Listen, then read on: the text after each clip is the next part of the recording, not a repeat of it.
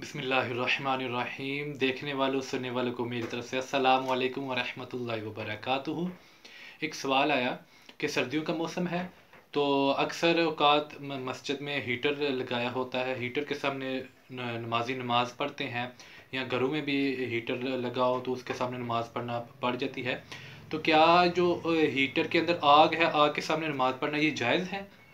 मजूसी जो लोग हैं वो भी आग की पूजा करते हैं, आग को सामने जलाकर उसके आगे सजदे करते हैं।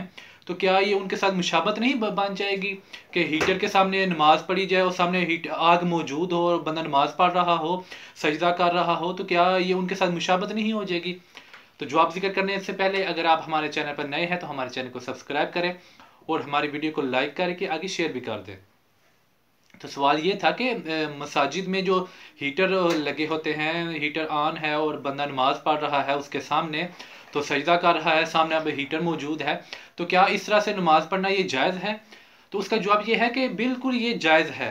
क्योंकि जो हीटर होता है, हीटर के अंदर आग अगर होगी भी तो बड़ी कम मिकदार में होगी। और फिर जो हीटर के अंदर आग होती है वो आग इस तरह से होती है कि वो जाली को गर्म कर देती है और उससे हीट आ रही होती है।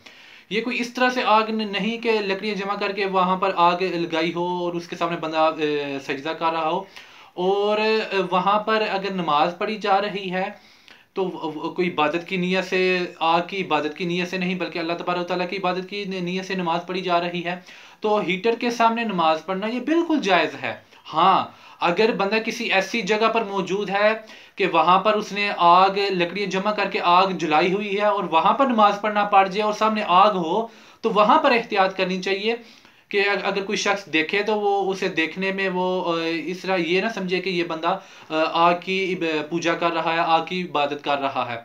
तो वहां पर सिर्फ ये इस चीज़ का ध्यान रखा जाए।